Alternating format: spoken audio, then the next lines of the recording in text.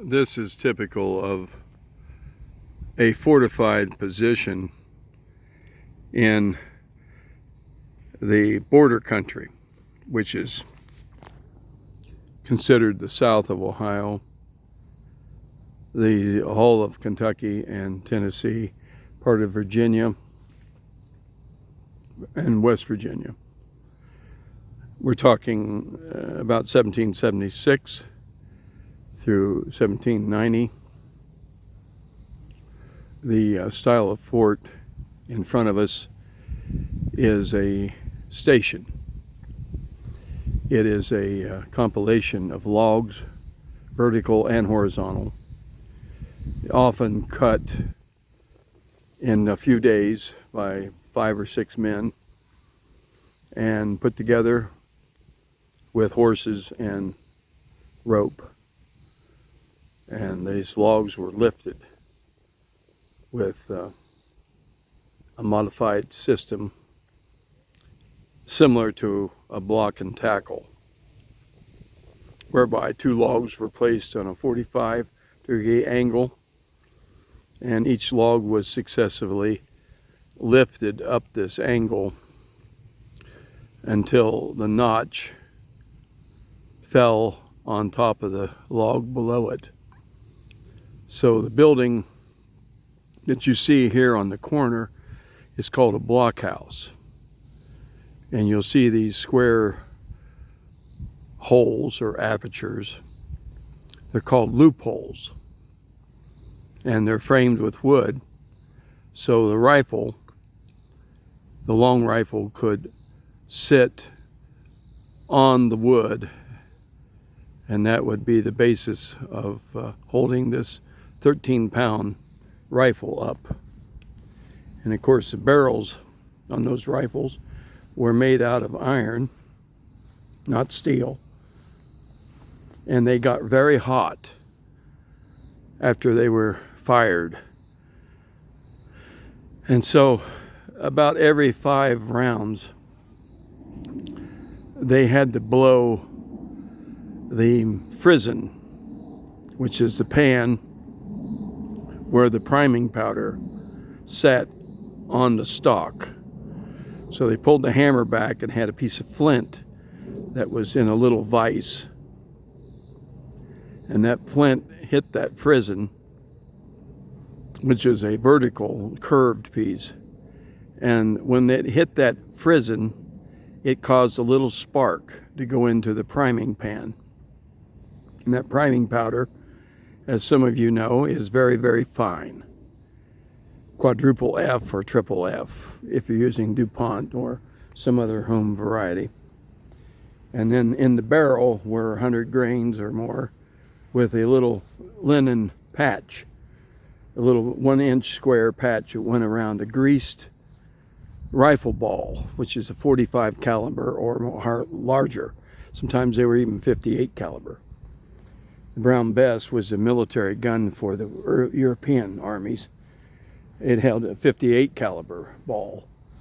So the soldier would tear open a cartridge packet or a little tube filled with powder and pour that down the barrel. So about every 5th time they discharged the weapon, they had to clean it.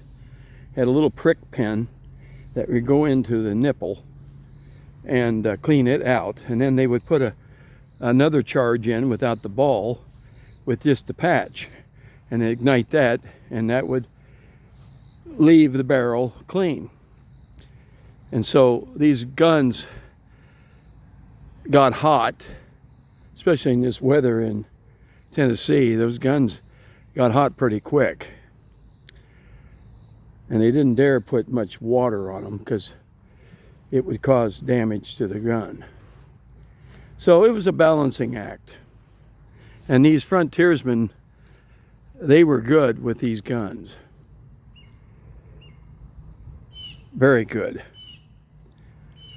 And as you can see, this fort is made out of 8 logs, including the purlin at the top.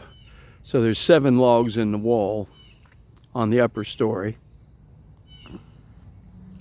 and about 9 on the bottom. And the top log was 3 feet longer than all the other logs, and so it cantilevered out.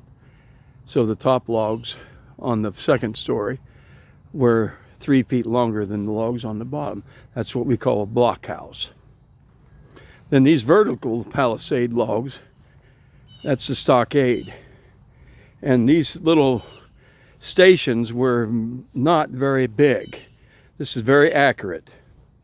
Whoever the historians were that did this, they took their time and did the research. This is very accurate to the time period.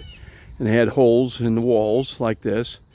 And sometimes during a battle, they would put obstacles out here in the yard. Not a moat, but one fort in Kentucky, Logan's Fort, St. Asaph, had a moat. It was like a medieval castle. And some of this goes back to the time of the Romans, and then the Northmen, the Vikings, built these kind of forts too.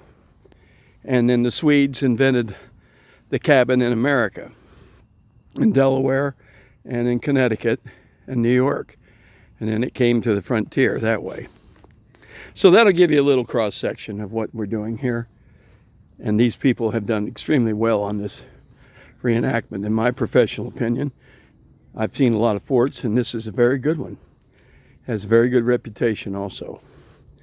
A lot of filmmakers come here and do what I'm doing. They make documentaries about this and live action also. This is Caspar Mansker. He was a German that came to the frontier from Philadelphia and Virginia, like many, many other frontiersmen. They were first generation or second generation Germans or Scots-Irish. And this man was German. So he would have had an accent. Caspar Mansker. If he spoke High German or Plattdeutsch from Bavaria, he had a different accent. He didn't speak English, not the way we do. The language has changed since 1780. If he spoke English, he would have had a German accent, and it would have been a little bit difficult to understand him. But he was conversant with the men, and he knew Daniel Boone personally. And Daniel Boone, of course, spoke British because he was part Welsh and part English. So he spoke British. Daniel Boone and these men, they didn't necessarily know what this flag was. This is a later form of patriotism. I'm not so sure that these men were patriots. They were nature boys in search of adventure and a certain amount of furs, because the fur trade was still in existence at this point, 1780. It lasted till about 1836. So I hope this helps you a little understand the goings-on and the methods that Europeans used when they came here to the new frontier.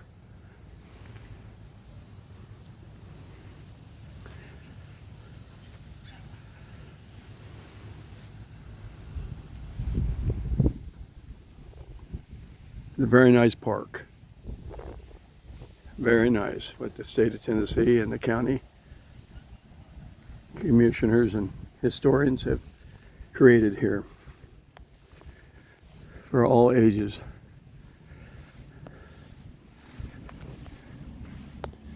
Wishing you well from Mansker Station near Goodlettsville, Tennessee.